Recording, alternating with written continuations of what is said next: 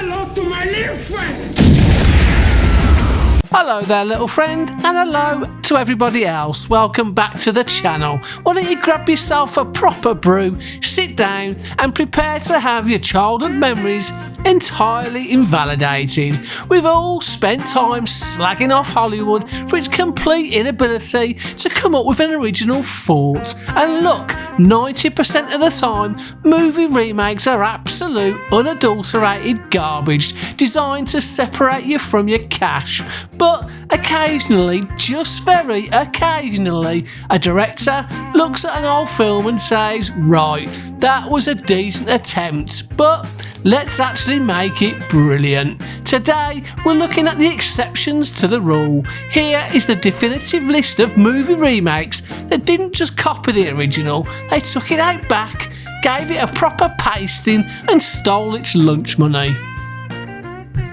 The original Rat Pack version is less of a movie and more of an excuse for Frank Sinatra, Dean Martin and Sammy Davis Jr. to day drink in Las Vegas while the camera happens to be rolling.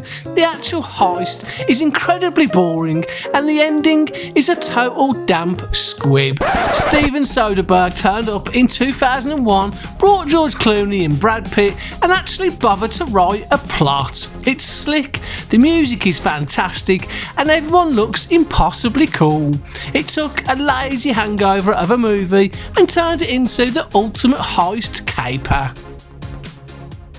Did you know this comedy classic was originally a vehicle for Marlon Brando and David Niven? Neither did anyone else because the original is as flat as a day-old pancake. Brando, playing a charming con artist, is about as convincing as a cat trying to operate a forklift. But when you swap them out for Michael Caine at his most posh and Steve Martin pretending to be a mentally challenged prince named Ruprecht, absolute comedy gold. It takes a mediocre, forgotten script and turns it into an absolute masterclass in banter.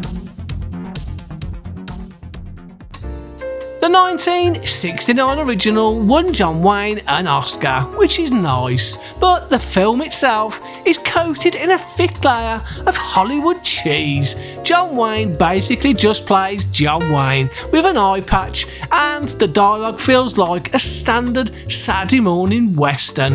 The Coen brothers stepped up in 2010 and actually read the original book. They made the Wild West look cold, damp and properly dangerous. Jeff Bridges plays Rooster Cogburn like a man who is 80% whiskey and 20% gravel, and Haley Steinfeld completely steals the show. It's gritty, it's funny, and it doesn't feel like a tourist attraction. Now, Infernal Affairs is a brilliant Hong Kong thriller. Let's get that straight, it's fantastic. But Martin Scorsese looked at it and said, yeah, it's good, but it needs to be set in Boston, everyone needs to say the F word 400 times, and Jack Nicholson needs to wave a dildo around in a porn theatre. The Departed takes a slick concept and drenches it in pure, unfiltered tension and heavy Boston accents. Leonardo DiCaprio and Matt Damon are fantastic as the two rats trying to catch each other. It's one of those rare times where a Hollywood adaptation actually keeps the brain of the original but adds a massive dose of adrenaline.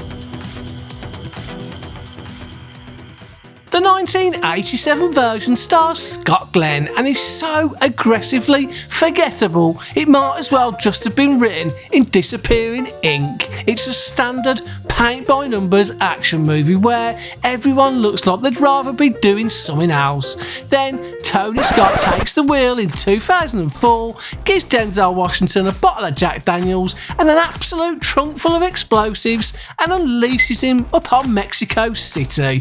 Denzel doesn't just look for the kidnappers, he systematically dismantles the entire criminal underworld with the fury of an angry god. Forgiveness is between them and God. It's my job to arrange the meeting. Gives me chills every single time. The 1958 original is famous for that scene when a tiny man-headed fly gets stuck in a spiderweb and squeaks, "Help me! Help me!"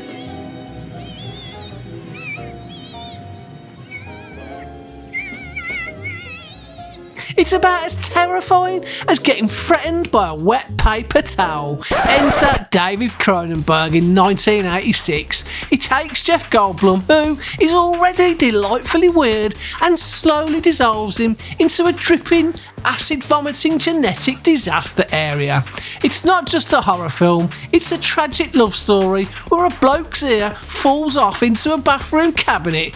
It's disgusting, it's heartbreaking, and it completely obliterates the cheesy original. The ultimate redemption arc. In 1995, Sylvester Stallone took a legendary, faceless, brutal comic book character, took the helmet off within 5 minutes, and spent the rest of the film shouting, "I am the law." I am the law! While wearing gold Versace shoulder pads. It was an absolute farce. Roll on 2012, Carl Urban came along, kept the bloody helmet on the entire movie, and gave us a lean, mean, hyper-violent masterpiece. It's essentially 90 minutes of Dredd shooting his way up a tower block, and it is magnificent. It gave the fans exactly what they wanted and washed the taste of Stallone's ego right out of their mouths. Most people think Scarface was born in the 1980s along with neon suits and mountain ranges of cocaine, but no, it's a remake of a 1932 black and white gangster flick. The original is fine if you like blokes in fedoras going, "Yeah, see? You'll never take me alive, copper." Brian De Palma looked at that and thought, needs more swearing, a chainsaw, and Al Pacino absolutely losing his mind. Tony Montana isn't just a gangster, he's a walking, talking, swear word generating volcano. He took a polite, old school crime drama and turned it into a beautifully unhinged epic. Say hello to my little friend, indeed.